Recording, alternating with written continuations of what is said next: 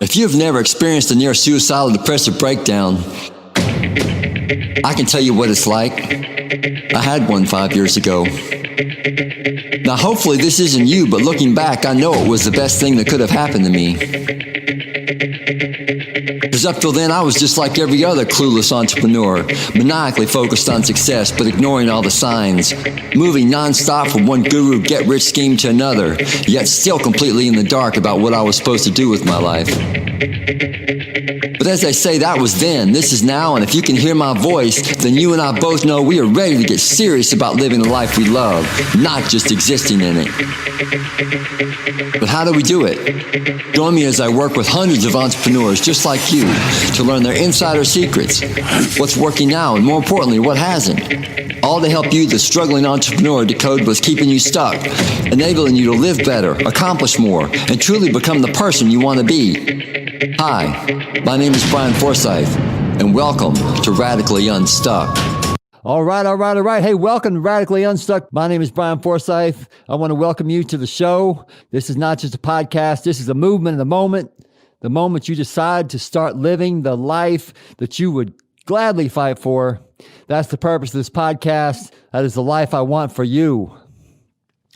And today I'm going to tell you we have an amazing guest, someone who is living their life versus just existing. I want to bring on Anthony Piccione. He is a playwright. He is a screenwriter. And I'm not going to spoil it for you. Anthony, go ahead and introduce yourself and tell us why you do what you do. Sure. So as you were saying, my name is Anthony Piccione. I am a playwright and screenwriter in New York City. I would say I want to say I'm best known for, because I can't be objective about that, but I think the thing I'm most proudest of that I've done so far is my full-length play, A Therapy Session with Myself, which is a semi-autobiographical drama about my own personal experiences living with social anxiety, depression, and Asperger's syndrome. It ran off-Broadway at the Crane Theater from May 2019 up until the early part of this year because of the COVID pandemic. In addition to that, I've written and produced a bunch of one-act plays throughout various theater festivals in New York. I'm also a paid scriptwriter for hire. I've worked for companies like Sesame Workshop. I recently wrote a digital sketch for them about learning through the arts and autism acceptance and that sort of thing. And as far as the projects I'm working on now, I am currently fundraising for my next full-length play I wrote called When Empire Under God, which is sort of a dystopian science fiction sort of thing. It's really cool. I recommend people look it up. Yeah, that sounds cool. And in addition to that, I'm also currently in pre-production for a short film I wrote called The Fire That Won't Stop. I'm working with a company called Speaks Volumes Productions, which is like an audiobook company, a major audiobook company, on an audio drama adaptation of a famous book, which I can't give away too many details until Halloween about it, but it's really cool. I'm excited about that. And also, maybe the one that has most relevance to this podcast that I'm currently working on is I'm working on a virtual theater festival over Zoom called the Talking It Out Festival, which is for charity, and is also raising awareness for mental health issues. So yeah, that's the short version of my story anyway.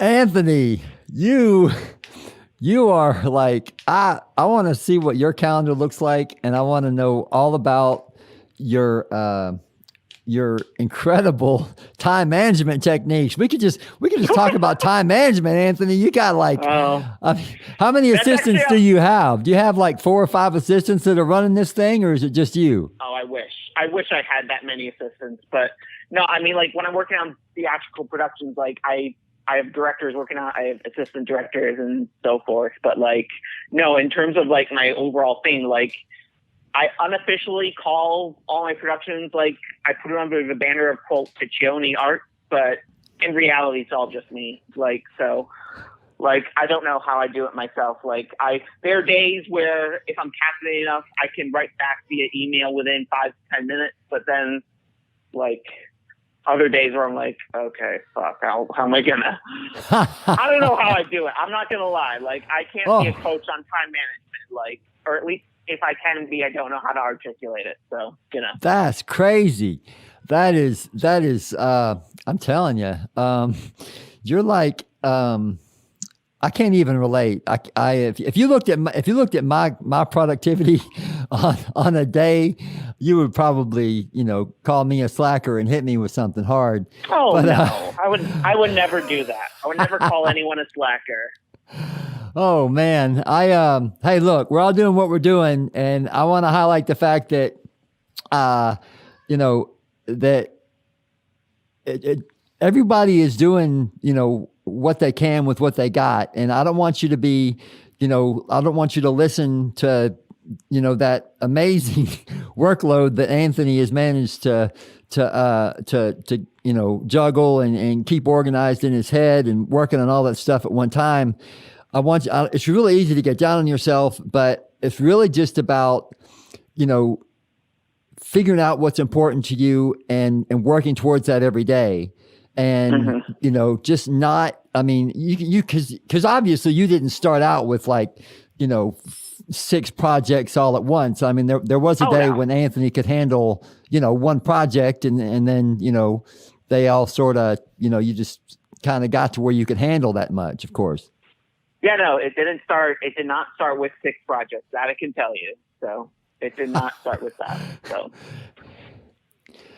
And that's really, because it's really easy, for someone to get down on themselves because of, they compare themselves. And I used to do that a lot too. I used to compare myself when I was first starting out in theater, because I was originally an actor, when I was a teenager, I had original ideas for writing, but I didn't really get into playwriting or screenwriting until college.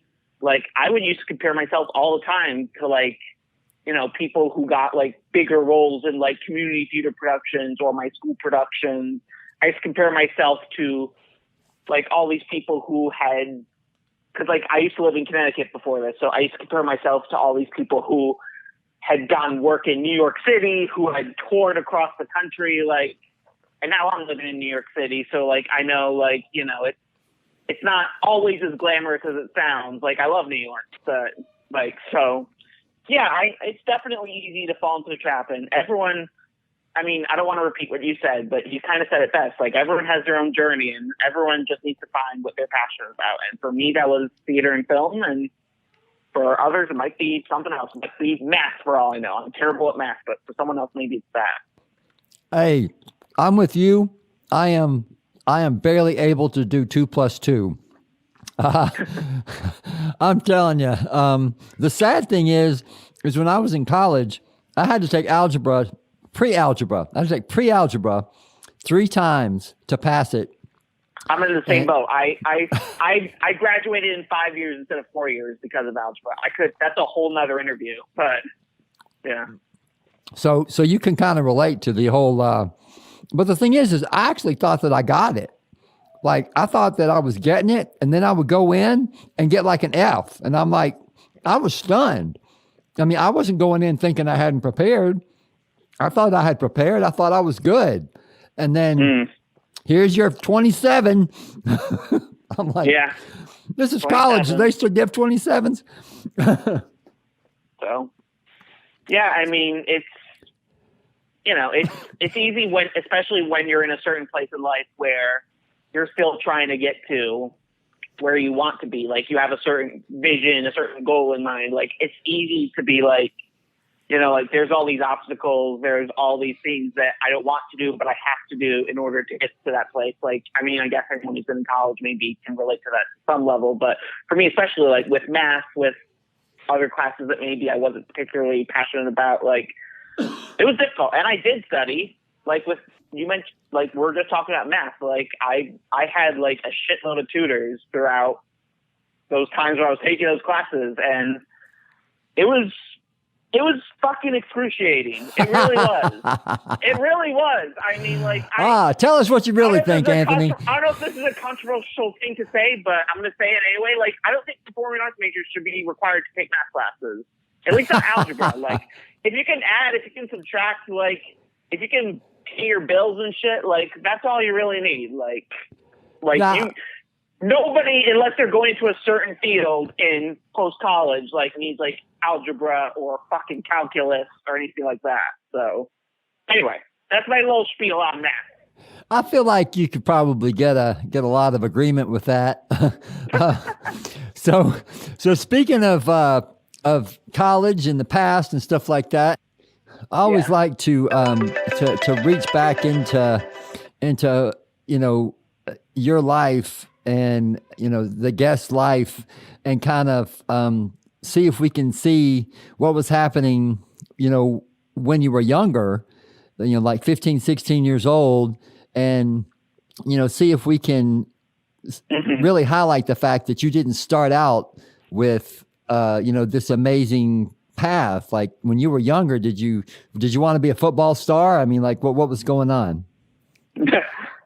Well, I didn't want to be a football star. In fact, when I was in high school, like I was not a fan of I was bullied by the jocks. I was one of those kids. So, that was my attitude towards that. But no, 15 and 16 is actually a pretty good time period. Like, I don't know if that was intentional or not, but like when I was 15, I was a freshman. I was actually at a technology themed magnet school. Like, I don't know if it's still around today. It's called Pathways to Technology Magnet School in Connecticut. I don't know if it's still around today, but that's where I was freshman year. And I was bullied a lot then. There was, which is actually depicted in my play, Therapy Session with Myself, where involving a belt and being ganged up on.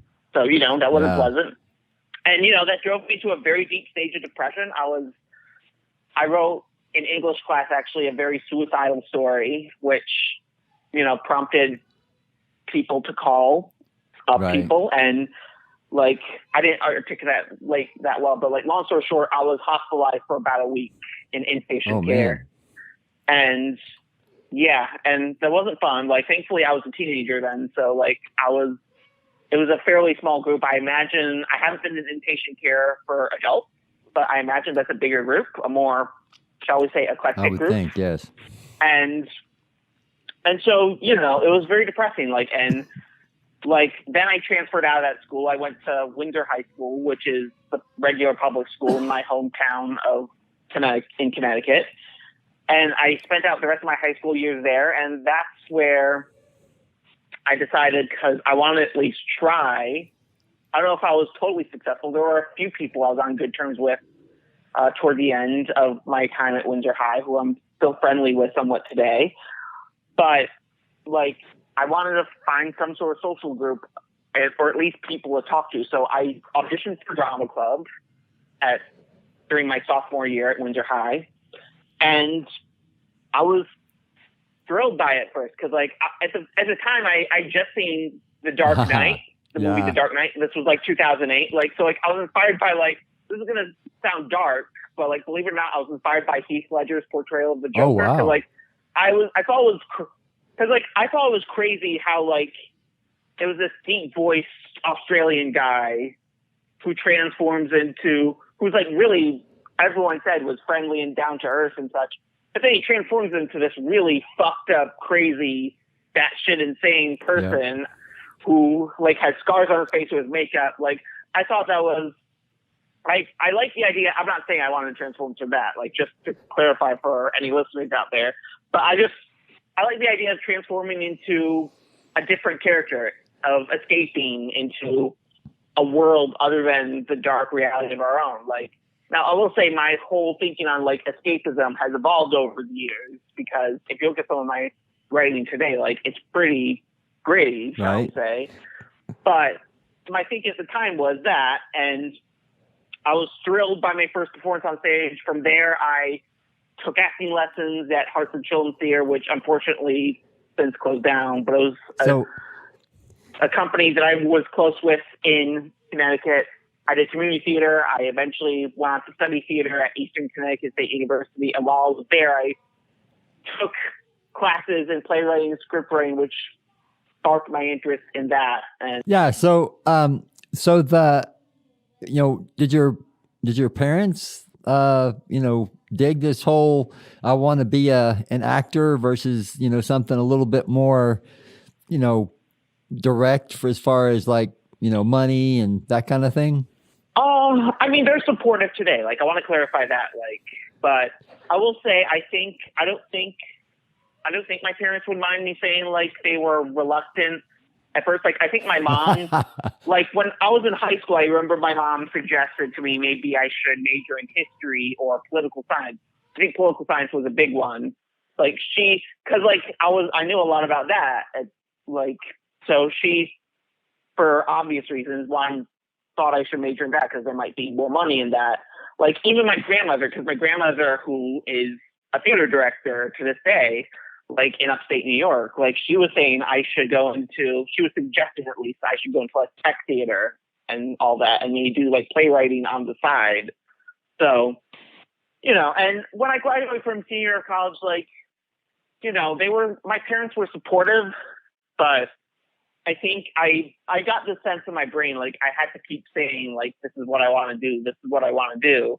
I don't know how many times, like maybe it was too repetitive, but I kind of got the sense I needed to say like, listen, like New York City is where I need to be if I'm going to succeed in the world of theater. And, there's also a good indie film scene here today. So I want to say like to anyone out there who's thinking like, I want to make it in film, I have to move to LA. Like I've actually never been to LA. I'm sure it's a nice place, but there's a really good indie film scene in New York. So like there's a very good indie film scene in New York City too. So so come on over to New York to any filmmakers who are aspiring over here. Like it's cool here too.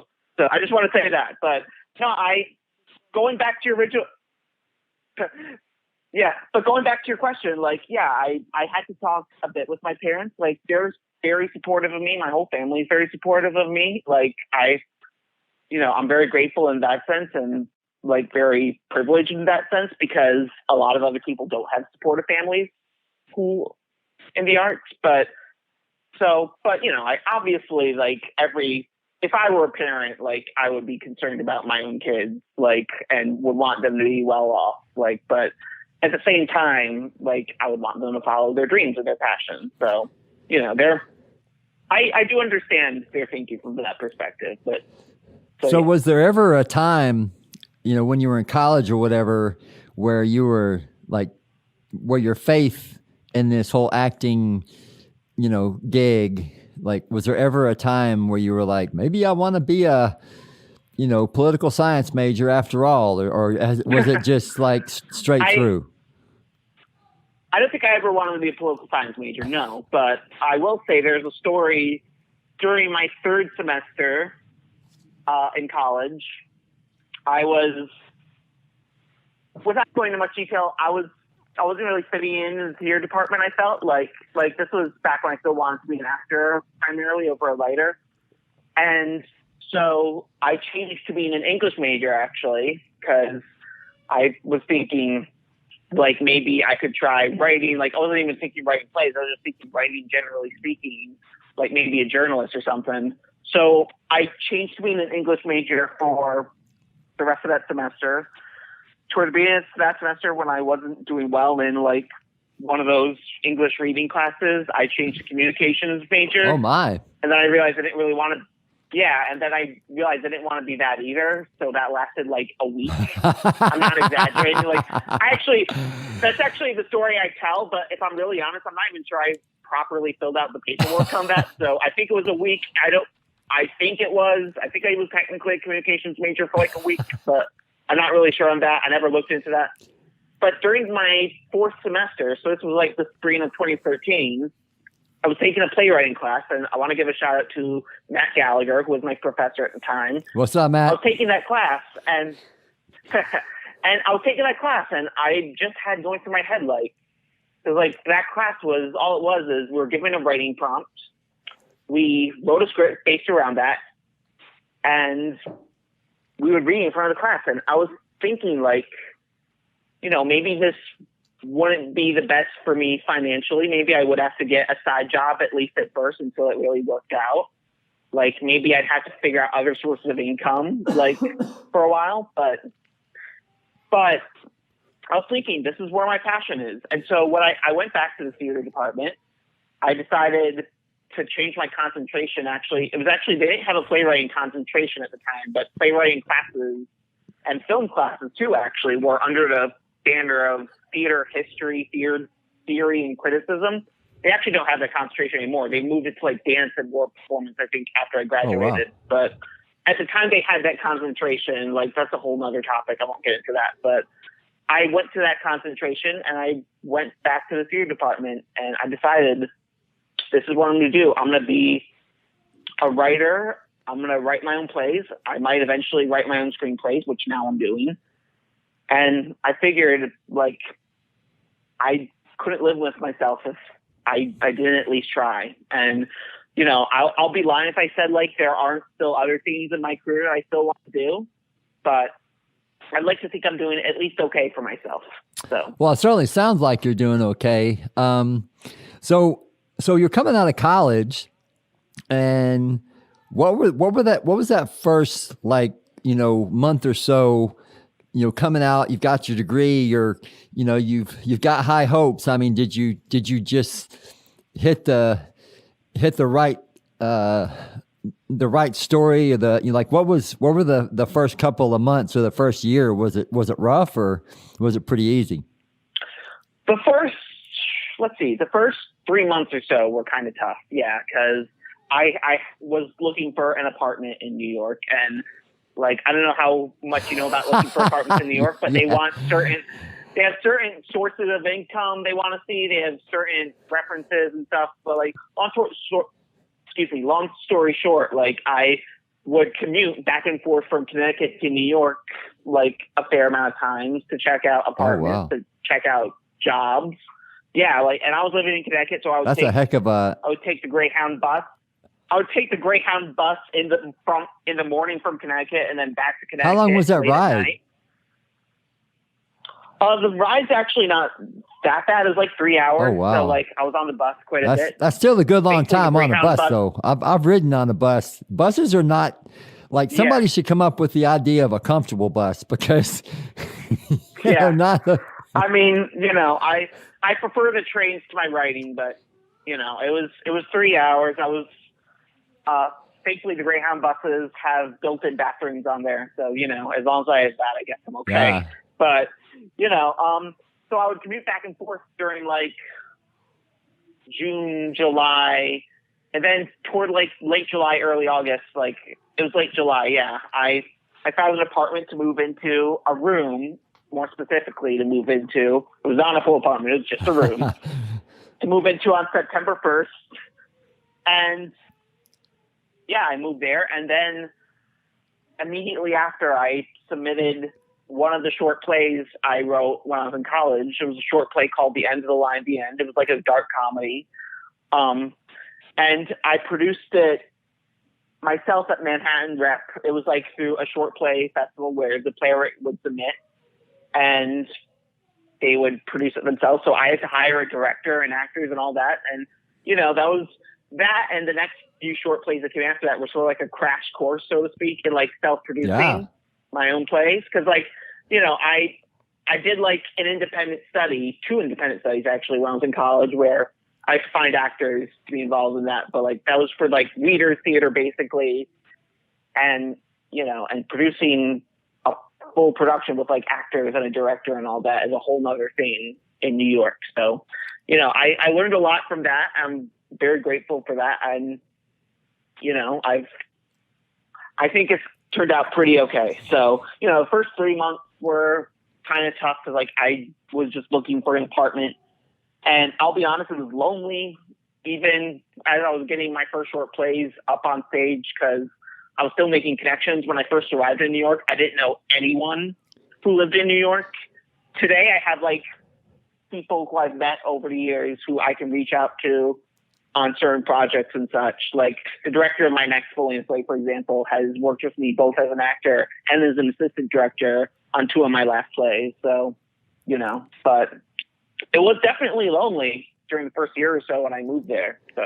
So talking about that loneliness, and I know, you know, I have dealt with depression and stuff, you know, so did you deal with any of that while you were, I mean, like how did you handle the, you know, coming home and, you know, kind of wondering whether this was going to work out in those first kind of dark periods?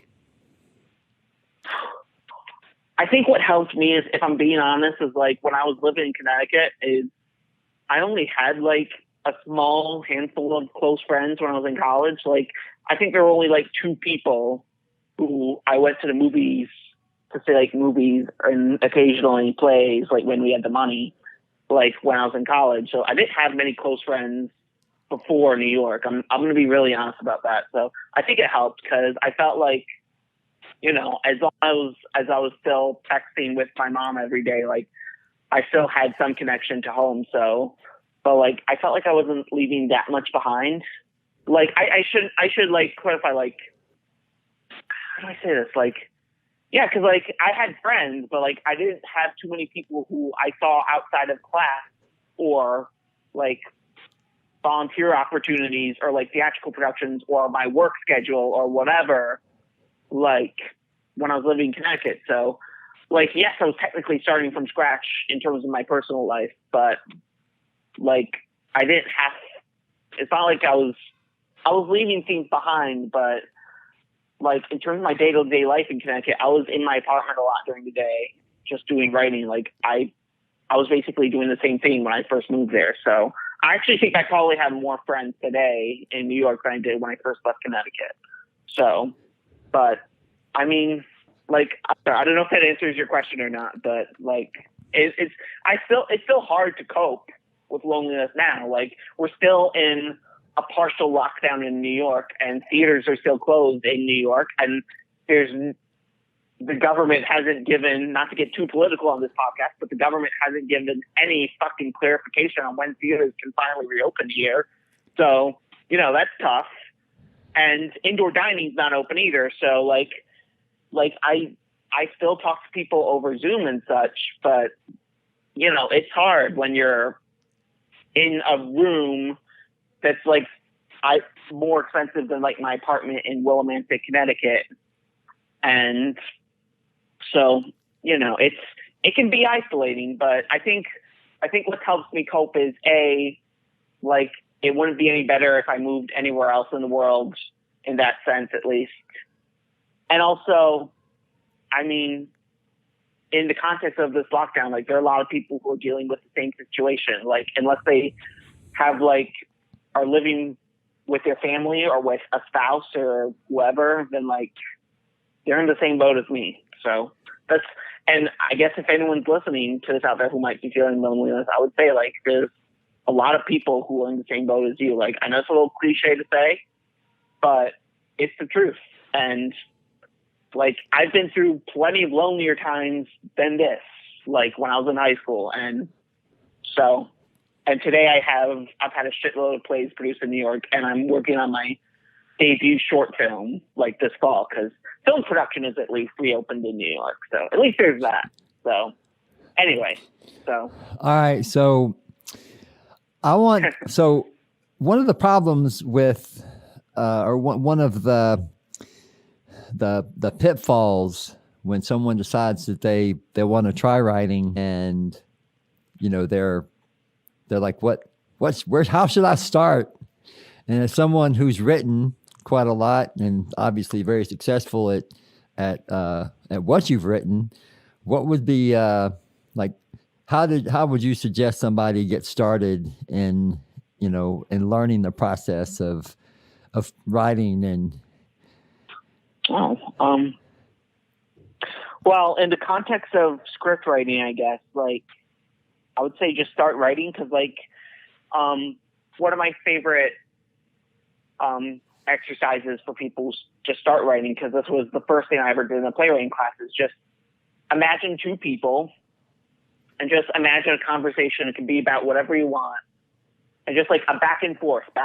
Like, there doesn't need to be any formatting. Just write it either in Microsoft Word, write it on a piece of paper. Just do that. Like, and you know, there are famous players. Like, I watched a clip of a masterclass. Like, it was a trailer for a masterclass with David Mamet.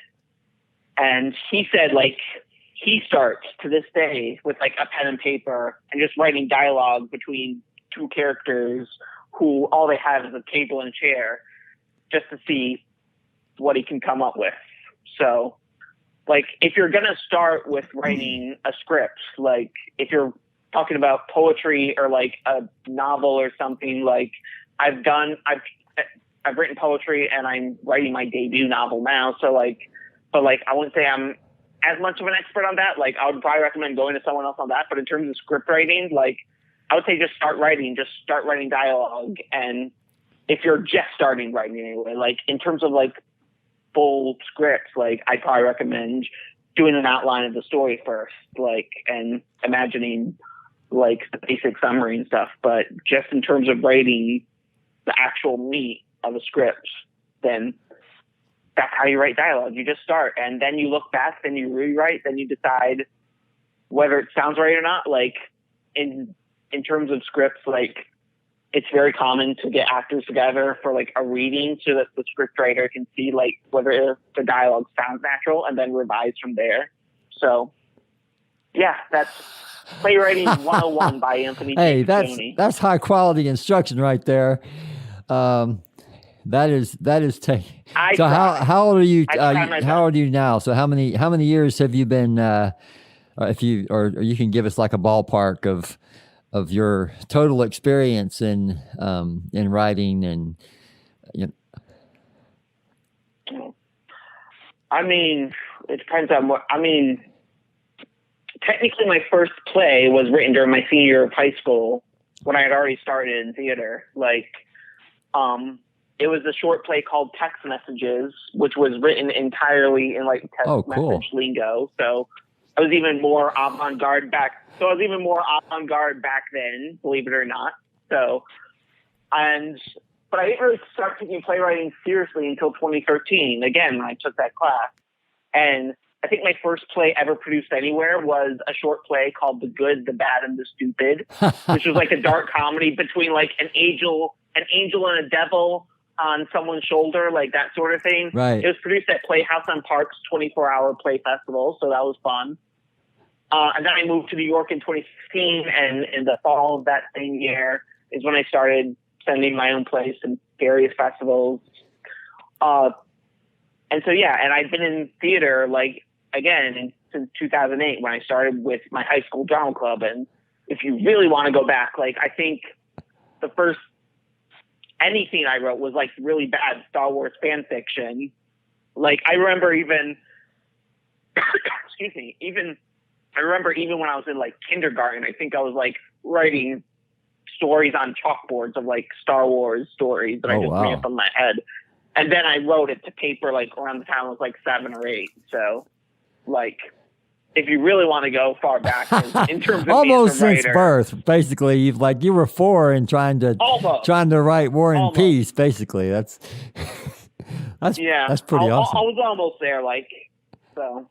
So you've been doing it for a minute.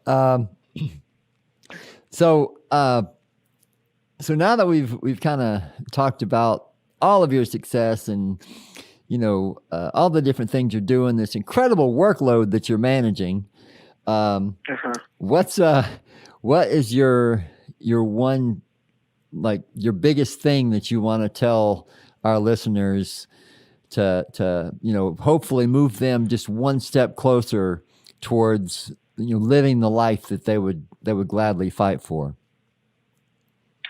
Yeah, I was thinking about that, like, during this interview and, like, right before we went on air. Like, I was thinking, like, because my play, A Therapy Session with Myself, which, by the way, is published at Smith Script, so anyone who wants to read it.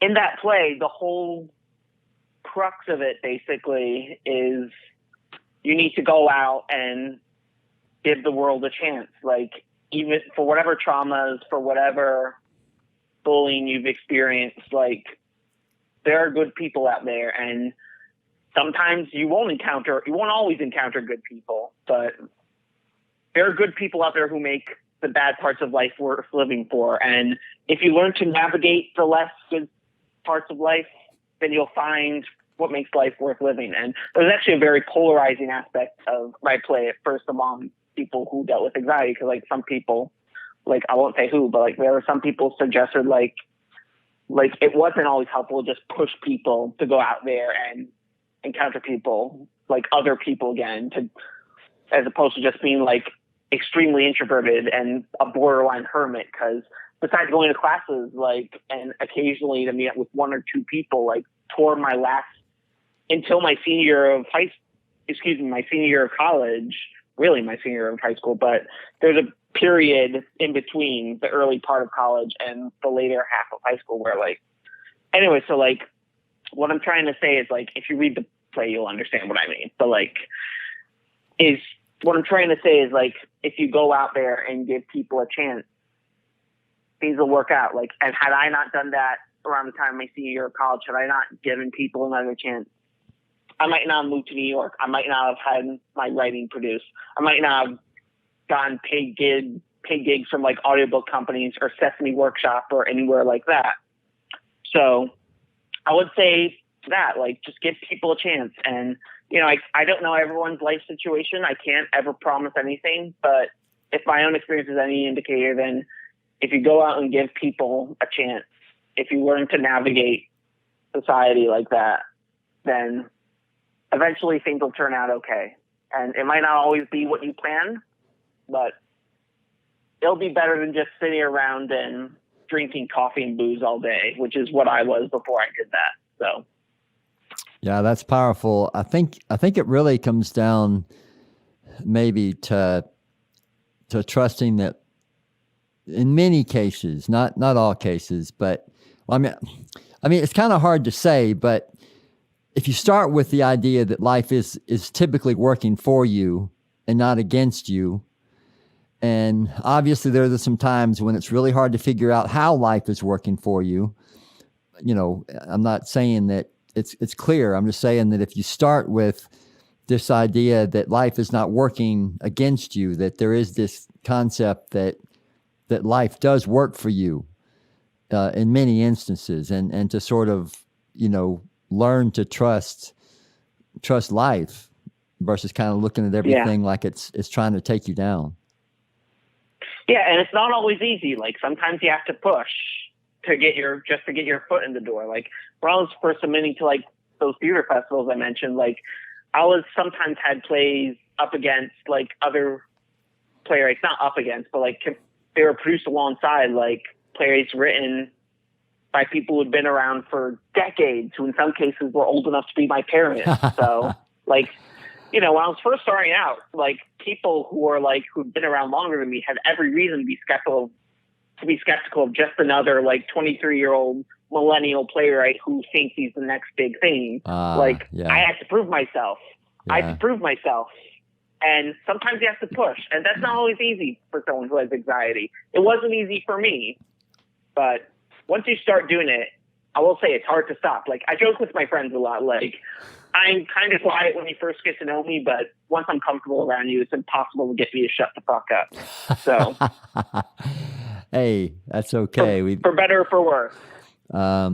So what you said about, you're dealing with anxiety, and, you know, talk a little bit about, you know, some of your experiences with that and how you've, you know, learned to battle through them, or like whether you have, like, you know, is it meditation? Is it just, you know, like what's... I've tried meditation before. It might work with other people. I'm not gonna lie.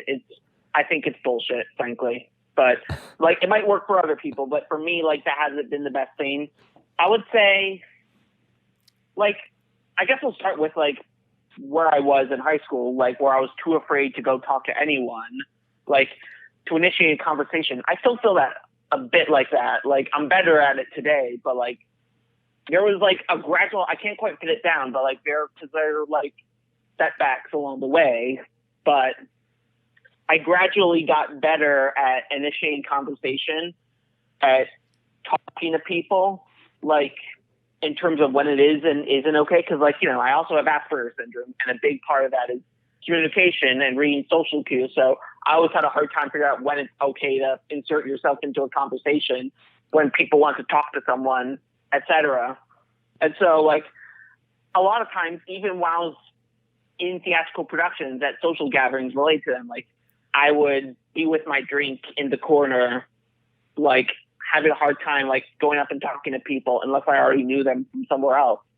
Today I have a bit of an easier time mingling with people, and like I would start with someone who I already knew, like at a gathering, for example, and then just talk to other people who they know and introduce myself from there. And like, so like maybe that's a good example. Like for anyone who's suffering from really bad social anxiety, like if you're like a wallflower, so to speak, like, and just like not going up and talking to anyone, like at a gathering, like if you know someone there already, see who they're talking to, go talk to them, like, and then introduce yourself to the other people. Like, I can't say that'll always work, but I've learned that helps. And that's how you meet new people and new friends. So, like, that's how I've improved my anxiety over the years. It's one of the ways. Like, I could go on all day and I don't know if I can always articulate all the ways because some of them are in my head and only make sense to me. But, and I will say, within the past 2 years, I started going back to therapy. I see a therapist every week. So maybe that can help in some cases. So, well, so speaking of therapy, there is some people say that talk therapy works, and then, they're definitely. Yeah, I know that's a whole controversial issue in and of itself. Like, So for you, talk therapy works pretty well. It does. I mean, I will say it didn't always work when I was a teenager. Like, I will say one of the things about therapy is you need to start talking yourself, and then you'll figure out yourself. Because, like, the therapist, like, it's sort of a partnership almost. Therapy is what I've learned. Sure. Like, there's some people who go in, like myself included when I was a teenager, who just expect therapists to have all the solutions to your life problems, and it doesn't work that way. Sometimes it takes weeks and months of talking to figure things out. Like, but if you give it a chance, if you just talk and open up, like, eventually it leads to certain, I don't want to say like it'll be a light bulb moment or a eureka moment or anything like that, but there'll be subtle realizations that'll help you along the way with whatever you're dealing with. I can't speak to everyone. Like, I don't want anyone to come back to this podcast and be like, oh, Anthony, therapy didn't work for me. Right. But I can't speak to every experience. I want to emphasize that. But for me, I feel like it's helped. Like, if you compare like me when I wasn't talking and opening up and just expecting therapists to have all the solutions, which is me when I was a teenager, right, and me now when I was more willing to open up and gradually realize more about myself and how I can improve my life after weeks and months and such. Like, that's what I've learned. So, yeah, I think that's a good point. This, that it starts with giving things a chance, and to realize that therapy isn't necessarily going to cure you. Like, there is a give and take. There is going to be this partnership. It's very similar to a marriage where you two are going to work together, and and I see this as a problem a lot with people. Will go and they'll be dealing with depression, and they'll go to antidepressants, which, a lot of people see antidepressants as like aspirin. Like, I have depression, I'm going to take antidepressants. It might be a treatment, but it's not a cure. And sometimes people take too much of it, thinking that eventually the result will be a cure, and it leads to bad results. So there is no cure for mental illness. I wish there was, if I'm being really, really honest. But, like, the best thing we can do is learn to cope with it. And there are good coping methods. Like, I'm going to be living with this, with all my conditions until the day I die. I've kind of accepted that.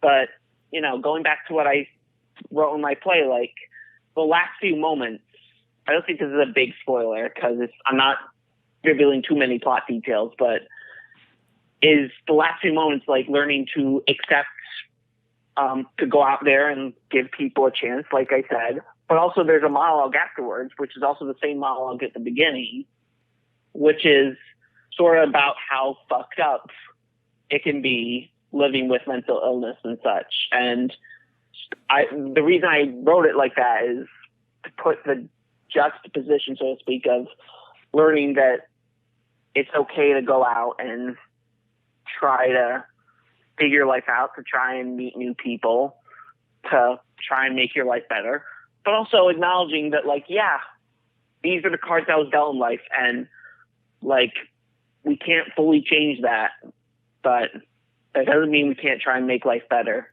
for ourselves. So, like, I know it's like maybe a cliche philosophy, but like, it's something I really strongly believe in. So I happen to believe that as well. It's something that, you know, speaking of depression and, you know, anxiety as well, that I don't think it ever goes away. I think that we, you know, it basically, like in my case, I have learned to do all of these things and sort of set my life up in a certain way. And so now depression's influence on me is like this tiny, tiny little voice, you know, that every once in a while it'll, you know, pop its head up or whatever. But for the most part, you know, it's pretty quiet. And I encourage, you know, anyone listening to not ignore it. That's one thing, you know, not ignore it. Don't pretend like it's not there if because it's not, you know, that's the worst thing you can do is just, you know, try to push through all the blue periods and, you know, all the different things that come with depression. You know, whether you go with your standard treatments, whether you do clinical, you know, psychology, whether you do antidepressants, alternative methods such as cognitive behavioral therapy, which I have studied, and I use a lot of those techniques and concepts.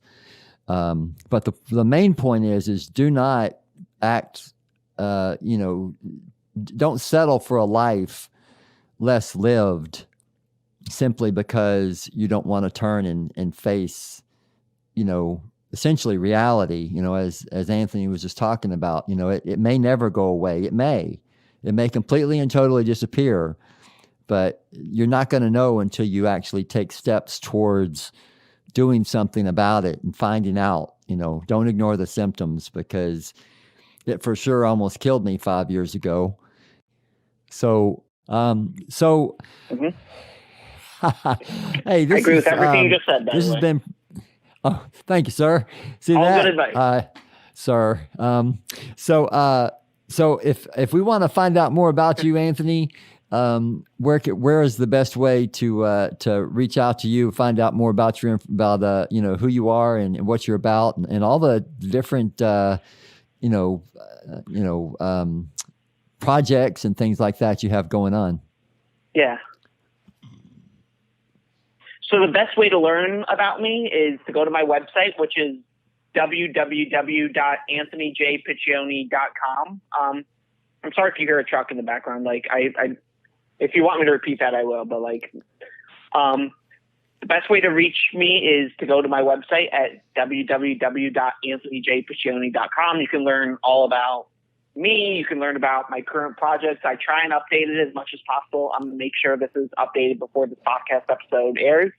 Also, you can follow me on Instagram at Anthony J. Piccione. I definitely have to update that regularly with whatever I'm currently working on.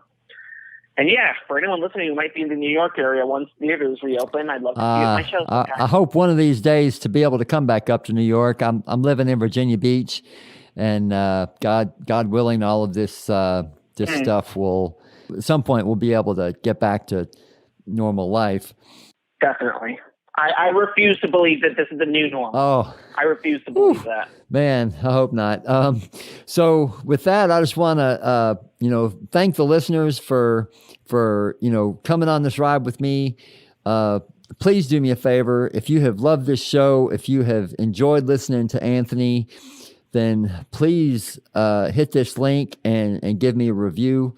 And that is https://ratethispodcast.com/unstuck.